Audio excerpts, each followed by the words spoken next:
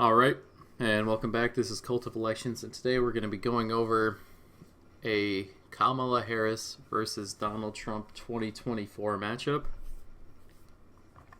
At this point in time, Harris will be the vice president, Donald Trump will be former president, and we'll see what happens. So I'm going to go ahead and fill out Democrat states as I talk about the difference between this and what I think a race with Joe Biden would be.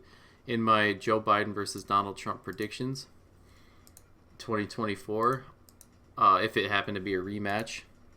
Oh, I did not mean to put that in. All right, we'll throw that there. Pennsylvania in that column. Oops, did not mean to do that. Okay, so in that prediction, I had Joe Biden winning again, which if he won before, I can't really see him not winning again, especially because it wasn't so much him winning versus it was the hatred against Trump winning sort of thing. So yeah, Illinois definitely safe. I think the difference here would be, I think black turnout would be higher in this scenario, and I think that in a lot of states, people would be more scared by progressives, labeled as socialists, so to say. It's definitely a possibility. So that's why I'm marking Alaska in the safe column. I think that even in states, say up here, Oregon and Washington, Joe Biden ran up the margins compared to 2016. But if you put someone who's considered one of the most progressive politicians in the country, Harris up here, I think it would scare people away. And the reason I say that is because head-to-head polls in 2020, and you could say, yeah, the polls were off, which, to be fair, a lot of them were, especially in Wisconsin. But even if you take that into consideration, the head-to-head polls had Biden doing better in the general election than a lot of progressive candidates like Sanders, like Warren, and so on. So it just shows that people would be more willing to vote for people who are considered to be in the middle, and Harris is not one of those people. Will the hatred against Trump be enough to push her over the top? We'll have to see by the end. So, yeah, I'm going to mark South Carolina in the safe column as well. Nebraska at large. Nebraska's 1st and 3rd districts. And yeah, I think that's pretty much it for the safe seats. I always forget something, and of course I did. Maine's 1st district would be safe. In terms of likely states, I think Virginia, Colorado, New Mexico can be put in that column for the Democrats. They've been trending very blue between 2016 and 2020, but I think that would be halted a little bit by a super progressive candidate. It may even be a larger margin than these years, than 2020, but I think it would be a lot slower of a growth because some people would be turned away from the whole, super progressive thing. The polls show that, definitely. But would a Republican come close to winning these? Maybe, but not Donald Trump, in my honest opinion. So we can mark out likely states for Trump. Ohio, Iowa, you can definitely say that. I don't think there's much to argue about there. They supported him twice with similar margins, so there's that. I think Texas, that's a big difference from my Joe Biden versus Trump prediction.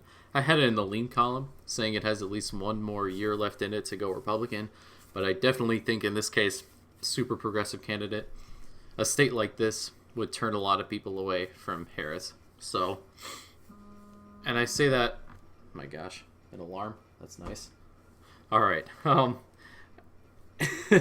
And even though she was a vice president on that ticket, she did not get nearly the amount of attention as Joe Biden did. So, yeah, that's to be said too. In terms of likely, I already did likely states for Democrats. Okay, lean states. I'll start out with some surprising ones, I guess. Minnesota, New Hampshire, and Maine at large, I would consider lean for Democrats. And it's pretty much, I don't think there's a lot of African American turnout that would affect these races a lot. Well, definitely. They're definitely not. They're some of the whitest, states in the country. But, yeah, so the whole being scared off by progressives thing would come into effect here. But I definitely think their margins in 2020 would shrink. That's for sure. But probably not flip by any means. Lean for Republicans. Florida. If they did it in 2020, after 4 years of Trump, they would definitely do it again against a more progressive candidate. And possibly by an even bigger margin. Might be a smaller margin, but yeah. Trump won Florida Latinos, especially Cubans. So that's something you can't really ignore. Yeah, Florida would more than likely go to Trump. I think Michigan would stay in the Democrat column. And I think it's because of the high black population there. They would definitely come out. I think in terms of 2020 and 2024 voters, people who voted both times, I think would lean more Trump. Maybe not overcome Michigan, but I think new voters, so the young voters, and then more black people would be voting. They would come out and support Harris. Not exactly the same as Obama times where he got African American turnout in huge numbers. Absolutely huge, but she would definitely bring out some. And I think that would be enough to keep Georgia in the tilt column for that very reason. I think in terms of people who vote in both 2020 and 2024, that those people would actually flip towards Trump, but increased African American turnout would be enough to keep it in the tilt column.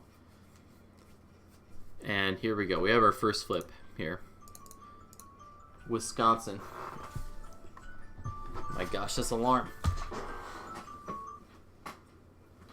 I need to stop with this alarm. Oh my god. That's dumb. But I've already re-recorded this video for a second time. So, I don't want to do it again. I really don't. So, we're not going to do it. Alright, so Wisconsin, I have in the lean column because of the whole people being scared off by progressives thing. Okay, back to that. Alright. North Carolina. I think would be lean Republican. Or no, sorry, tilt Republican. Increased African American turnout, but Trump's margin was fair enough here. So I think it would barely remain in the Republican column. We can go for more smaller districts now. Nebraska's 2nd district, I think, would flip to Trump.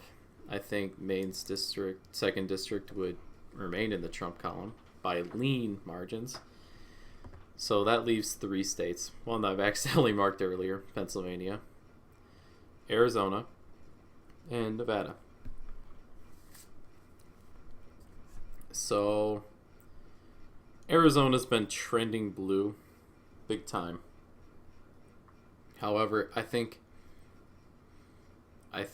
Harris being on the ticket would throw a very, very big wrench into things. So I think the state would tilt Republican. And this is by a very close margin. And for somewhat of the same reason, I think Nevada would tilt Democrat. And of course, these tilt states, they could pretty much go either way. But that's just the way I see it now. I don't think Harris would inspire people to vote. However, I think the hatred for Trump for a lot of people would still remain. But yeah, that just leaves one state to decide the presidency. It's 259 to 260 it's in the toss-up category, and it is going to remain in the toss-up category 4 years out. And if the map looked like this, Pennsylvania would be too hard to call. I know that could be a lame ending for the video, but let me know what you think in the comments. Did I get a lot of these states wrong? I very well could have. But just let me know where you think Pennsylvania would go. But other than that, thanks for watching. Be sure to like. Again, be sure to comment where you think Pennsylvania would go. And subscribe for more daily content and alarms on my phone to keep interrupting me as I'm doing videos that I already had to re-record. Alright, have a great one.